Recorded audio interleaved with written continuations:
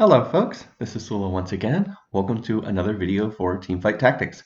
This is the start of Set 7. This is footage taken from the very first day of Set 7 on the public beta environment. That's the PBE. So as usual, all the standard caveats apply when looking at footage like this. This is taken from before the set is released. This is actually maybe 2 hours after this went up on the PBE.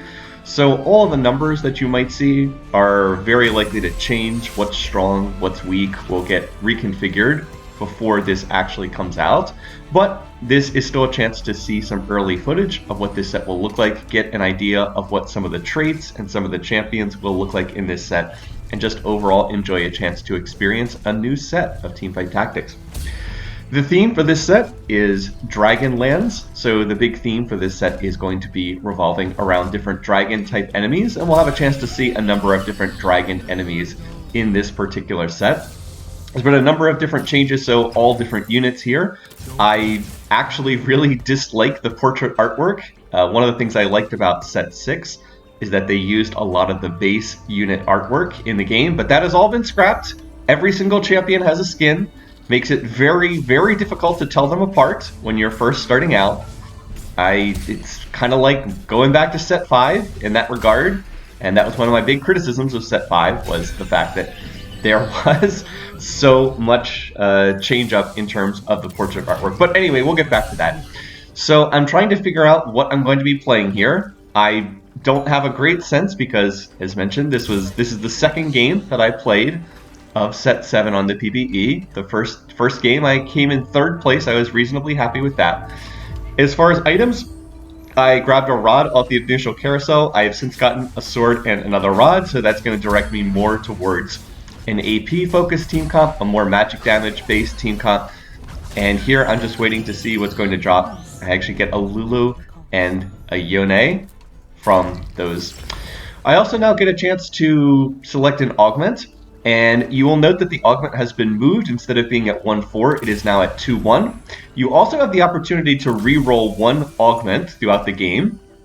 You still get the same 3 augments, and you have the chance to re-roll one of them throughout the game. With the first one being a silver augment, I didn't particularly want to do that. I didn't actually like any of the options all that much, so I just went ahead and took the Thief's Glove for my first option, since, as I said, I didn't really have a great sense. I kind of am trying to play into the Jade trait because I've got the 2-star Taric early on, and because I think that it's decent, it synergizes decently well with what I've got. But I haven't managed to find a 3rd Jade unit. I have this Karma, and I have this Taric who are both Jade, and I actually have no traits. So I guess I'm just playing Built Different here, which, by the way, is still in the game. Just playing Built Different with no traits. But that's because I'm still trying to find a 3rd unit there. Overall, I'll talk more about the traits as they get into the onto my board, since I don't have any right now. There's not too much to talk about in that regard. I will mention Karma, since she's a unit that's going to be staying in this team composition. Karma is back. She's somewhat similar to her Set 5 incarnation, in the sense that when her mana bar fills up, she shoots out a magic damage projectile, Spirit Flame. Unlike her Set 5 incarnation, she is not a 4-cost, she's a 1-cost, and she does not lower her mana cost as the fight goes on. So just kind of a area of effect magic damage nuke, and that's about all I have to say for her. But here we go. Now I finally get a 3rd Jade unit, so I'm going to go ahead and look to play in Ashe. So Ashe will get me 3 Jade, and now it's an opportunity to discuss what this trait actually does. So Jade puts a statue on the board, and I'll just go ahead and read the description.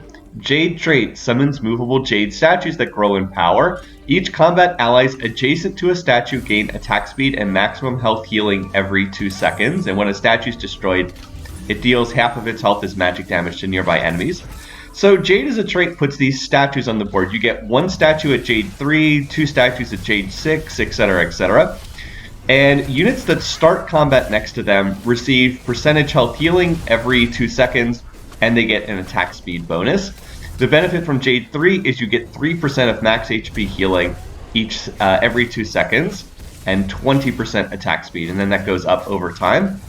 So Jade basically provides attack speed plus healing is kind of what it gets. The downside to Jade is you have to group up around the statues for it to work. So it's similar in terms of the positioning to Rebel's trait from set 3 or to Keeper's trait from, which set was Keeper's? I think that was set 4 that had them. So your units have to group up. They have to stand next to one another if you want to get the benefit from the statue. So that means that you are inherently going to be subject to various area of effect crowd control stuff. Like you're just very likely to get hit by AoE crowd control. Alright, so I went ahead and sold that Lulu, and instead I have now put in a Twitch, and that's because Twitch will create the Swift Shot trait, which is one of the traits that Ashe has. Swift Shot is this set's version of Snipers. It gains an increased benefit the further away the target is, but unlike Snipers, it's not increased damage, it's increased attack speed. So Swift Shot, more attack speed the further away the enemy is. So just as Snipers didn't want units to be right on top of them, Swift Shot units also would like the enemies to be far, far away from them, if possible. And we're about to get to our first, well, technically our second carousel. So off to a decent start. I didn't love losing the first 2 rounds, but I kind of was using those rounds to get extra units in for my board. And now here we're going to have a bunch of spatulas on the carousel. So another change in this set is spatulas are much more powerful. The spatulas were kind of depowered a little bit too much in set 6. They were associated with traits that people didn't really want to make overall. Aside from like mutant spatulas, most of the spatulas were traits that people didn't particularly want, but now they're back to being traits that are very desirable. Like you can create mage spatula with a tier, and I'm going to use this rod that I have sitting here to make a Dragonmancer spatula. The rod plus the spatula creates Dragonmancer emblem, so I will go ahead and do that. As you see me pick up another karma here, and I'm going to go ahead and put this on Dragonmancer emblem, and so now this will allow me to make someone into a Dragonmancer and get the Dragonmancer trait into play. So what does this trait do? Let's go ahead and cover what this one does. This is a very creative trait. So Dragonmancer, it creates something called a Dragonmancer Blessing. You can assign the Dragonmancer Blessing item to a hero on your team. The hero gains massively increased health and ability power, which you increase by 5% per star level of your Dragonmancers. So at Dragonmancer 3, I can give the Dragonmancer to a unit. They will gain 500 health and 25 ability power. And then that goes up with more ranks in the trait. Dragonmancer 6 is 850 health, 50% ability power. But again, don't put too much stock in those numbers because this is PBE, and all of those numbers are subject to change. So yeah, that's my item on the bench. You can see I was able to turn someone into the Dragonmancer hero or whatever, and I went ahead and dumped it on Karma because she's the one who's dealing AP damage in my comp. I honestly don't know at this point if you can give it to anyone on your team or if it has to be given to a Dragonmancer unit. I'm a little bit unsure on that right now because this is still so new. The other unit that I put in was I put in Leona on the previous round to make Guardian trait because that pairs with Taric. Taric is Jade plus Guardian, and then Leona and Braum are also both Guardians. This is probably most similar to your Warden's trait, your Vanguard trait, etc. from past sets. It is a pure tank class, and what Guardian does is once per combat, when they're at 50% health, Guardians shield themselves and their closest ally. So when their health drops below 50%, they will shield, shield themselves and the closest ally. And right now, Guardian 2 is a 300 health shield, but the Guardian units tend to be like pure tank units. So these are not your these are not like bruisers, which are kind of like 50% tanky, 50% damage. These are units that tend to be just pure tank. Like Braum just puts up a shield. Taric just increases the armor of another unit. And now I'm at 19 gold, so I was like, all right, well, I'm going to sell to get to 20, so I'll sell the Leona. And then another Leona pops up in my shop, and I was like, oh man, I could have had 2-star Leona. Oh well. So I could have just had 2-star Leona here, but wanted to sell to get to 20 gold and wasn't quite able to get there. So how has Stage 2 gone overall? I'd say it's gone pretty well thus far. 2 initial losses. They weren't really bad losses. I only lost 8 health, and then into 3 straight wins. And I'm feeling pretty good here with the setup that I have. I've got the... Oh, and then here, oh, ho, ho, look at this. I get an amazing drop.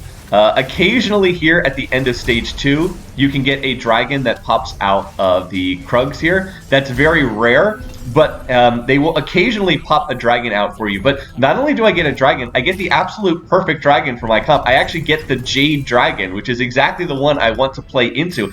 And I also get double ashes to drop as well. And then I get an Anivia here as well. I was like, this is too many things. I can't put all this stuff into play at once. So yes, I have the Jade Dragon, and so let's talk briefly about what dragons do here in set, and now I'm desperately like trying to reconfigure my comp. So the dragon units will, they are similar to the Colossus units from the past trait. The dragon units will cause your, they count as, they take up 2 team slots, but they count as triple for the trait that they have. So this is the Jade Dragon, whose name is escaping me. I know I just clicked on it in the shop, but let me go ahead and look it up real quick. And this dragon provides triple Jade trait. This one is Shi-O-Yu. Shi-O-Yu provides 3 Jade for playing this unit. And this unit is also brings the Mystic trait, but Mystic is not tripled because that would be a little crazy. Mystic trait provides magic resistance to the whole team, just as it did in previous sets. So by playing this unit, I get 3 ranks of Jade, even though it only takes up 2 slots. And so I decided that I would go ahead and put the Thief's Glove on this unit. Now here I've got some different choices. Exiles is horrible for me because my units have to clump, so I'm going to re-roll my options because I didn't actually like any of them. And now I have the option to grab, let's see, I like these options more. I can take Portable Forge, I can take another Dragonmancer Crest, or I can take Earth's Grab Bag, which will give me a spatula, which will allow me to make another spatula item. The Dragonmancer Crest is tempting, but I don't think I'm going to play 6 Dragonmancer, so I go with the Ornn item. And out of these, I don't really have an AD carry to make use of Obsidian Cleaver. Zanya's Paradox doesn't seem that great, so I'm going to take Randuin's, which I think is a good fit for my team, given that I'm already clumping up together super duper hard. So I'm continuing to try to refigure my team composition here. I want to put this Randuin's on some unit who can stand in the middle and stand next to people. I'm also trying to get my Anivia in here. I'm trying to transfer the items Karma was holding over to Anivia. I don't quite manage to get everything together. And then I also need to get this Randuin's on someone. So like I'm juggling so many different things right now. I've been selling Jade units and trying to replace them with better Jade units. And I wasn't quite able to get everything together. Because like now I want that Dragonmancer bonus to go on the Anivia because she is an AP unit. And I'm just trying to reconfigure this stuff, but I don't quite manage to get everything together in time. And that's really sad because I was on a 4-match winning streak, and now I'm going to drop this round, largely because I was just fiddling with my bench and couldn't get everything in together fast enough. So I was like, that is a disappointing way to drop my win streak, especially after I leveled to 6 on 3-1, which was expensive to do. But I was like, all right, come on. We got to juggle this in. So we want to get Swift Shot back in for Ashe, because Ashe is a 2-star unit. And I remember I need to have everybody touching a Jade statue so that they get the Jade benefit. Jade, of course, giving them extra attack speed and extra healing so that they heal for a percentage of their max health every round. They heal for 6% every 2 seconds. And now I want to get the Blessing in, so I'm going to get that Blessing in. And now I want to get Randuin's on someone, and I just slap it on Twitch because why not? Twitch is really just in here as a synergy bot for Swift Shot. So I'm going to swap it on Twitch, and then Twitch is going to give the Randuin's benefit to everybody standing next to them. And that 50 armor and 50 magic resistance is going to be a lot here. So I really think that the Randuin's was a good fit for this particular team composition. The Jade setup generally is not too high on damage. It's more of like a tank. It's really more of like a tank setup. The idea is you're healing constantly. You're tanky, you kind of out-sustain other teams, and like that's how you win the fights, is you out-sustain them. This is not a setup that has like a carry that does insane damage. It's more of utility and sustain and hope that you can beat the other teams over time. So there's a decent chance that Jade will turn into like more of a top 4 comp than a win the lobby comp, because it's probably less likely to win, but also less likely to go like 7th or 8th. At least that's my early read. This is super early on the PBE, so we're all very much trying to figure this out. All right, on this carousel, I'm going to go ahead and take a tier. That's because I am currently building through Anivia. Anivia is a 3-cost unit who's Jade. I'll just go ahead and read her ability here. So Anivia, let's see. She is, as I said, a 3-cost unit. She has 3 traits, Jade plus Evoker plus Legend. I'll talk more about Evoker later on. Her ability is Prismatic Storm. Anivia summons a Prismatic Storm, deals magic damage over 3 seconds. Enemies in the storm have their magic resist reduced by 40%. So she puts out like an area of effect target, and she deals magic damage to anyone standing in that. So that's why I put the Gunblade that I earlier had on Karma on top of her, and I am now going to try to build a mana item so that she can cast more often. She gets 50 ability power from the Dragonmancer bonus, so that's kind of like having a mini death cap by having that and putting that trait in play. Now this round I'm up against No Potato. This person has not lost a round yet, so they were on an 8-match win streak. So I was like, ooh, can I beat this person? Can I interrupt their win streak? And it turns out that yes, I am going to do that. So that's actually really big for the lobby, that this person's massive win streak finally comes to a close. And so I was pretty happy to see that. I'm glad that I was able to knock them down a little bit because they were just running away with the game economically. They also look very similar to me. They also took Thief's Glove as the first item, and then they have Cybernetic Uplink as their second item. So yeah, I've definitely been hitting in this game. Most of my units are 2-starred. The unit that I've had the most trouble hitting, ironically, has been Karma. I've kind of been hitting everything else. And of course, pulling a dragon on 2/7 on Krugs is a big high roll, much less getting the exact dragon that I actually wanted to play. Also pretty crazy. As far as that unit, that dragon that I have, what is it, Siofen? Again, I'm blanking on the name. This is not a unit that's Shiou. Excuse me, Shiou. This is not a unit that's actually in League of Legends. This is something made up just for Set 7. It is, of course, a reskinned version of Galio. I don't think it really looks very much like a dragon, to be honest. But, you know, they got to use the art assets they have. They have 7 dragons in this, and League of Legends only has 2 dragon champions, Shyvana and Aurelion Soul. So they had to use recolors and do what they could to get these in. But anyway, so this unit, Shiou, this unit is basically like a tank / AD. I should go ahead and read what Shiou's ability actually does. So Shiou enters Jade stance, gains 35% damage reduction, immunity to crowd control, and empowers her next 3 attacks with special effects that deal percentage of attack damage. Attack 1 deals physical damage and stuns. Attack 2 deals true damage. Attack 3 ends the stance, deals physical damage to all enemies in a line, knocks them up for 1 second. So as I said, this dragon it's like AD plus tank is kind of the setup. So I've heard, again, this is super early on. This hasn't even been on the PBE for 12 hours yet as I'm recording this. But I've heard things like Titan's Resolve are good, Bloodthirster, you know, just like tank plus AD are kind of things that you would want on this unit. I have, of course, slapped the Thief's Glove, so we're getting to see various different random items rolled here in the shop. And I thought that was the best way to make use of my Thief's Glove. I am aware that this will not scale great into the super endgame, that like this dragon is one of my featured units. So in the long run, I probably don't want a Thief's Glove on this unit, but I think it's quite good here for the early and mid game. Now I've gotten a ton of tank items, so I'm just going to slap them on Taric for right now, and then I'll look to move them to another unit later on. I actually had a 2-star Taric, and then I had the Thief's Glove on Taric earlier, so I sold Taric to get the Thief's Glove off, and now I have another 2-star Taric, and then I see there's yet another Taric in the store, so I was like, alright, well, I might need to transfer items. I'm going to need to transfer items off Taric again, so I guess I'll pick up another Taric if I can win this round. And now that my comp has kind of come together, I'm feeling pretty good here. Like I said, I've got the Jade that heals my team constantly, so if your team does not have a healing debuff, that is a problem. And then I've also got the Dragonmancer bonus on Anivia, who's kind of my carry at the moment.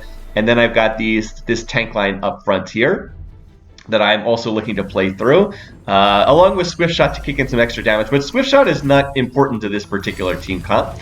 Now, I don't have a reroll option here, but look what I've got. First Aid Kit. All healing and shielding on your units is increased by 35%. So that's a nice pickup right there. That's going to synergize great with my team. And that's because, remember, Jade is all about healing constantly. So that's going to increase my healing by 1/3, by 35% technically. But yeah, all my units heal they heal for 6% of their max health every 2 seconds. So let's increase that by 35%. That knocks it up to what, about 8% of their max health every few seconds. So that's pretty good. like I said, if you don't have a healing debuff, it's going to be very difficult to deal with my team. Now, what's the counter to my team? Well, obviously, healing debuff, Morello's Sunfire, is one counter to my setup. The other big counter to Jade comps is because they have to clump, anything that's area of effect damage is very, very good against them. So AoE stuff, in particular, Bard, who we'll see later on in this game, is super strong against people who clump up.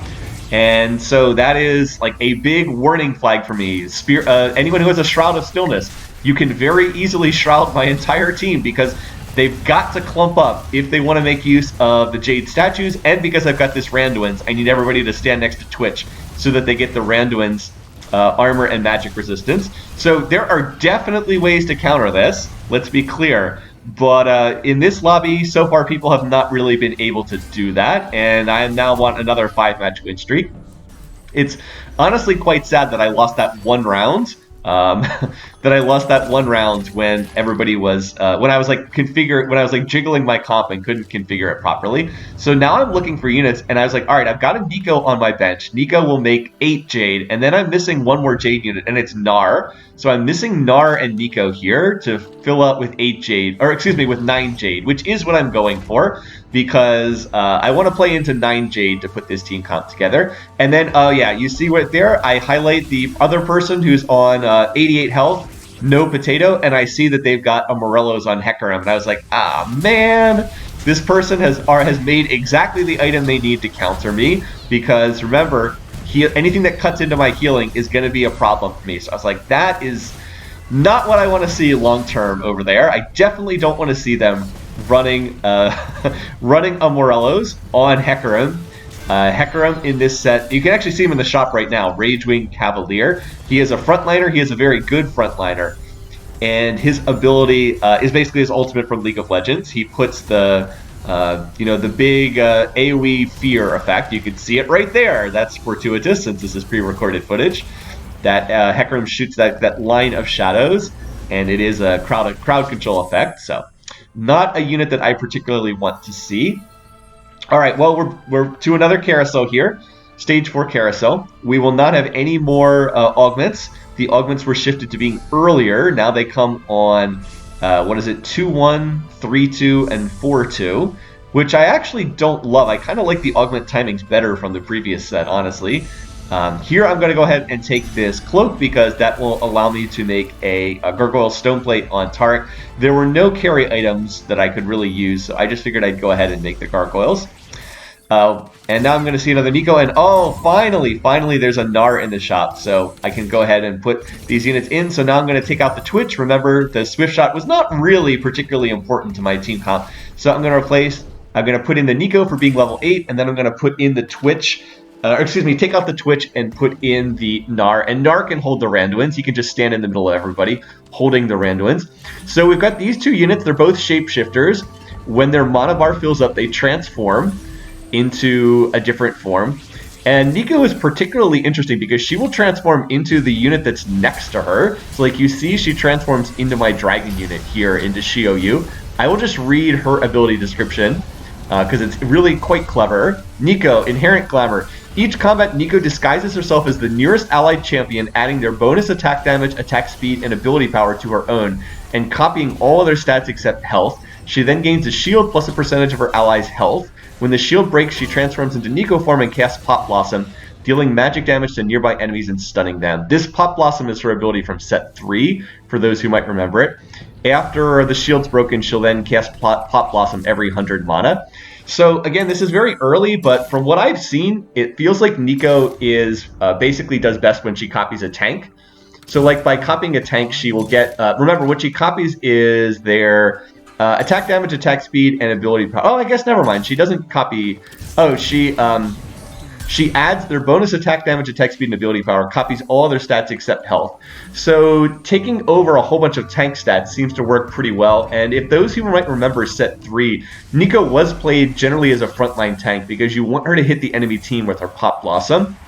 So it feels as though she does best by copying tanky units. So then she can get up on the front line and use Pop Blossom. And in fact, my plan is when I can find Soraka, who's the last Jade unit, I'll sell Taric, put in Soraka, and then move my tank items from Taric over to over to the Nico. So again, this is very early, still kind of theory crafting here, but I'm pretty sure that she does better by copying tank units than by attempting to copy, like, I don't know, an AP caster in the back row, because you want her up on the front row where she can make good use of her CC. All right, well, here's our other new thing. We no longer have the, no longer have the wolves. They've been replaced with this, which is the this new dragon's gift. You get the option to re-roll for what you get on this round, and you can re-roll as much as you want for 1 gold. Now, a lot of people really like this. It's been one of the things that has been positively received by a lot of players, but I really dislike this. Really think it's absurd that you can re-roll endlessly at 1 gold. So you can just roll and roll and roll and roll and roll until you get absolutely perfect components. Now, I know people will say, well, hey, you get play. This is more player agency. This is more player choice. Isn't this great? I don't think it's good that you can force exactly the components you want at any point in time. I don't think that that's so great, unfortunately. So you can just, whatever you're missing, you can always get it. In particular, if there's a component you need, you can always find it. And the reason why I don't like this is it gears the game towards perfect items, best in slot stuff, which I always think is just bad for the overall health of Teamfight Tactics gameplay. I really think that this game is best when people are playing around the hand that they're dealt, forcing them to be creative, and it also makes the carousels mean more. One of the things that I didn't like about the armories in set 5 is the fact that they really devalued the carousels. Like, it should mean something if you're picking last on every carousel, but if you can just force exactly what you want, what's really the downside to being last pick on the carousels? It's not that big of a deal, right? So I'm sure opinions will differ on this. Everyone certainly does not have to agree with me, but I don't like this, and I hope that they at the very least will increase the cost beyond 1 gold, because it's really ridiculous that you can just re-roll that for 1 gold. If they increase it to at least like 3 gold, there'd at least be some kind of meaningful ability trade-off, but there just kind of isn't right now. All right, well, I am looking to go to level 9, and not surprisingly, other people have rolled down all their gold, and I have not done that yet, so I am expecting that I will tank some losses here as I'm trying to go to level 9. We're actually going to see an Aurelian Soul on one of these other people's boards, who is a 10-cost dragon, who is going to win that particular round. I have no idea who was hitting each other. By the way, I'm also going to pick up Lulu here because Lulu is another unit I want to play in my comp. Lulu provides the Mystic trait, which will open that up. Lulu also adds Evoker trait, which is an ability that provides mana generation. It's similar to the Invoker trait from set 5, but unlike Invoker, it provides additional mana each time someone casts a spell. I will read the exact description here. Here it is, Evoker. Gain mana whenever an ally or enemy casts an ability. And Evoker 2 is 4 mana, Evoker 4 is 8 mana. So that's why I wanted to play Lulu, and I had actually been looking for her for some time. She actually popped out of an orb on like the very first minion round, but I had not been seeing her after that. So she is planned to be my unit in at level 9, and then I want to replace Tarek with Soraka, who is a 5-cost legendary Jade unit. This fight was close. I almost won this round, but ended up coming a little bit short against that person who is playing Ragewing and Xayah. So I do also have to mention here that in this version of PBE, which again is the very first version of PBE, and this will change, the perception is that Ragewing trait, and in particular Xayah, is very, very overtuned. That Xayah, who is a 4-cost carry who has the Ragewing trait, and what is her other trait? Again, we're super early in the set. I don't know all this stuff just yet. Xayah's other trait, sorry, I'm looking it up right now. I've got the cheat sheet here on my screen. Her other trait is a Swift Shot. Okay, so she also gets the ability where she increases her attack speed based on how far away the enemies are. So yeah, the perception is, well, not really perception, just everybody is saying she is very, very overtuned. Her numbers are just set too high at the moment. So yeah, we saw that I lost to someone playing that. This person, though, not playing Xayah. And I'm going to win this round fairly easily and knock out a player. And I believe that we're just about down to the top 4 already.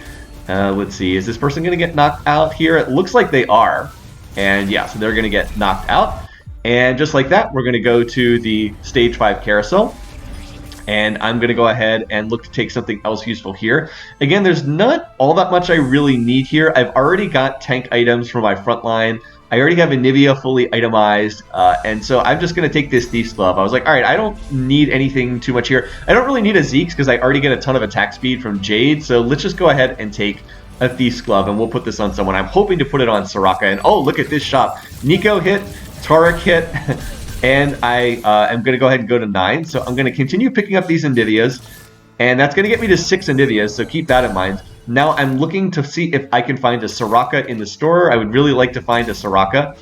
And I also finally find another Shioyu. I got that one from the minion drop. I haven't seen another one since then. But oh, there we go. There's the Soraka. And I've been planning out how I'm going to do this transition for the last couple rounds. So now I want to put my tank items on Nico, who is just 2-starred. Let's go ahead and put this together.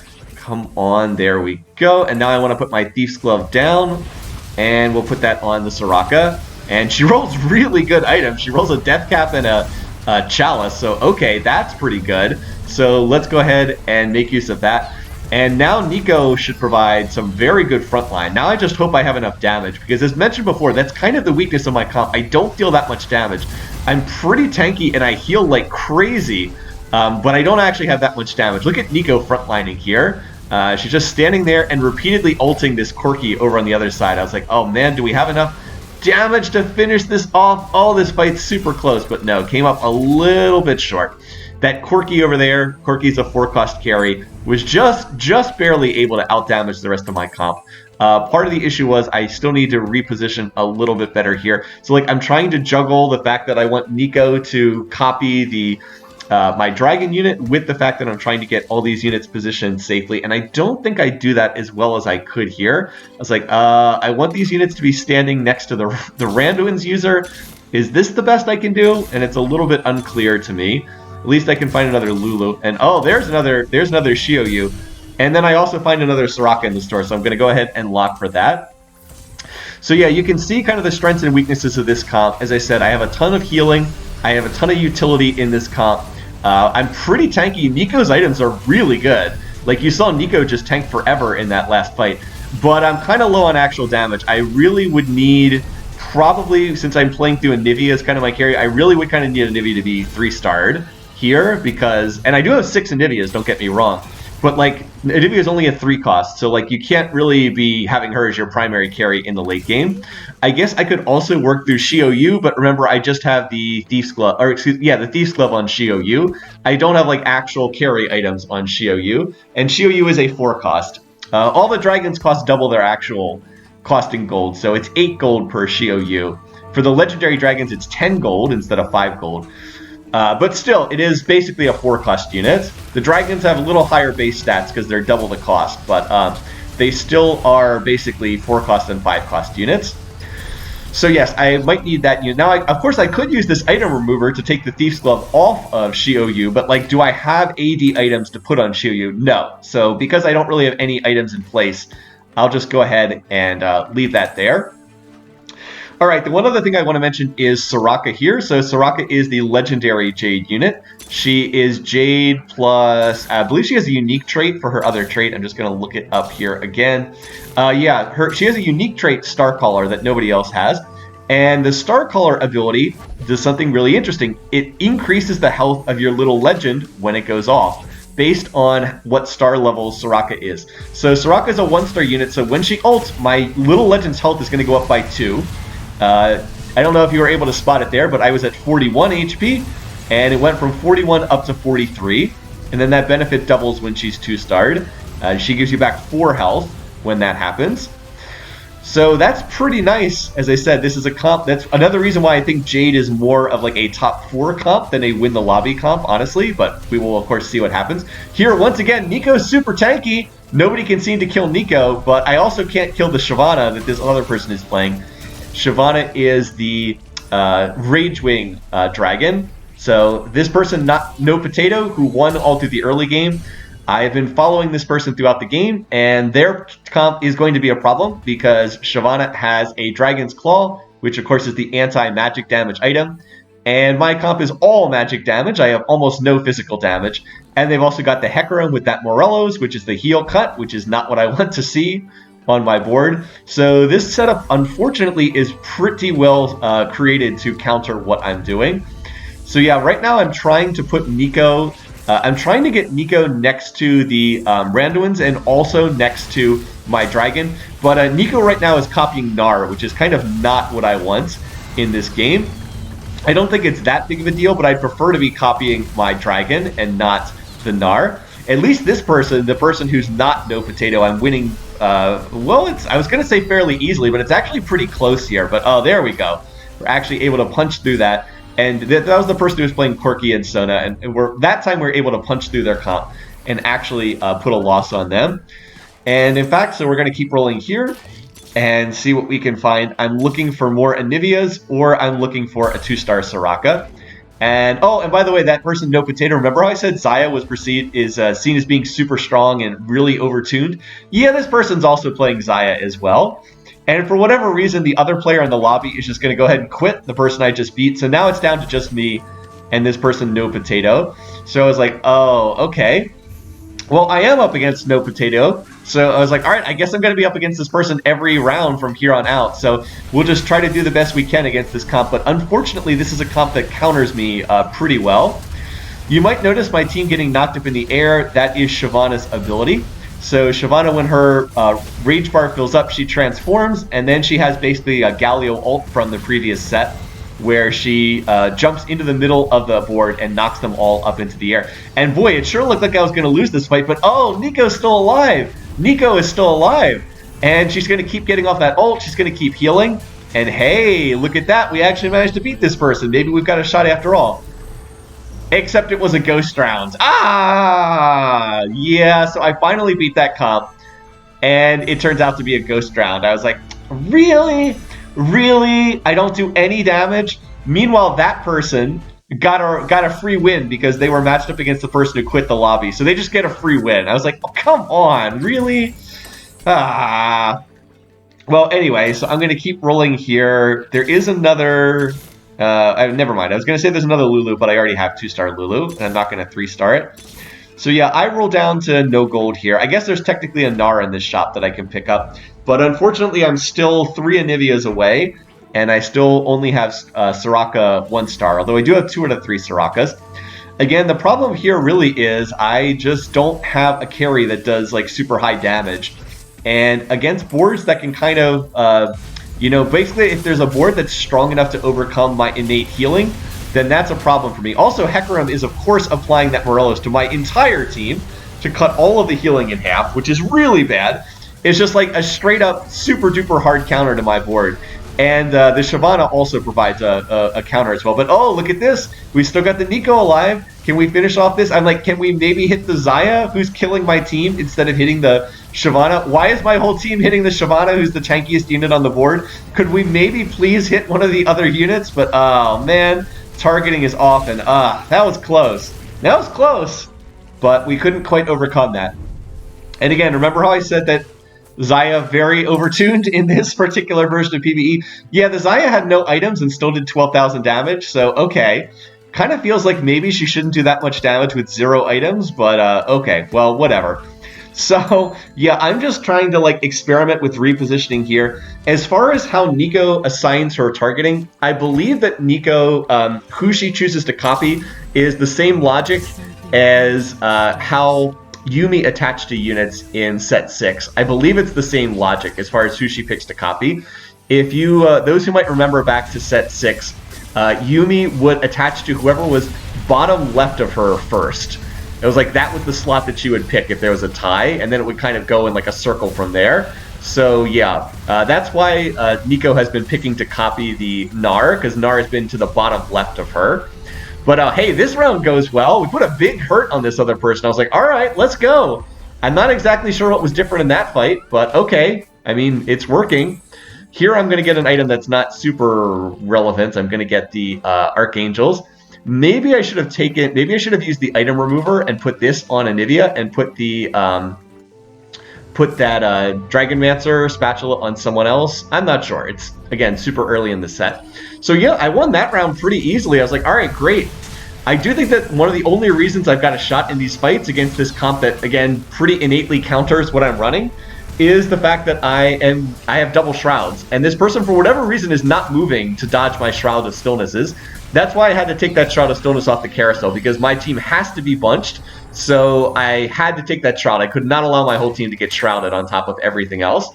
But there's some bad news. If you look at the indicator, that person has found 2-star Shyvana. And I was like, oh, that's not good. I do have all the way up to eight Anivias though. So I was like, oh, can I maybe find one more Anivia? But I am going to find a Soraka there, and I have to sell. I have to get the 2-star Soraka because this is stage 7, and I cannot afford to. I can't afford to lose this round because in stage 7 you take 1 billion damage from losing rounds. So I have to try to win this round. So even though that means I'm probably not going to hit 3-star Anivia, I had to get 2-star Soraka in play for this round. But sadly, this person now has 2-star Shyvana. And 2-star Shyvana with the Bramble plus the Dragon's Claw is just not something my team has enough damage to kill. I also do need to mention this person is a 2-star Yasuo. Yasuo is a 5-class legendary. They have a 2-star Yasuo in their comp as well. And I just I heal like crazy, but I don't have enough damage in here. Oh, look, I go down to 1 HP. So we got another round though. I was like, all right, we got one more shot at this. Come on, let's see it. Let's see if we can turn this around. The only reason I survived for another round is the fact that Soraka is now 2-starred, and the Soraka gave me back 4 health when she ulted, so that allowed me to survive 1 extra round. So this is the start of the big comeback. Now I just have to win 2 rounds against this person. He'll take 20 damage per loss.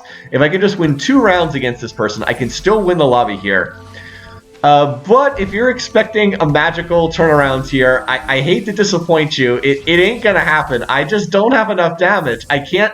There's nothing I can do to overcome this Shyvana. As I said, this team is basically a hard counter to what I'm running. And this person's also playing the unit that's most overpowered in this version of PBE in the form of the Xayah. And hey, let's be fair to this other person.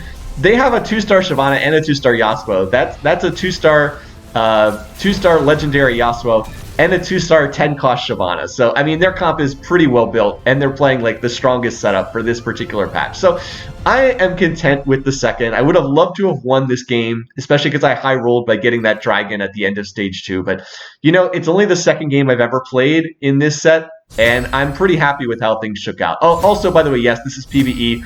Pretty buggy here. You don't get to see anything on the replay screen.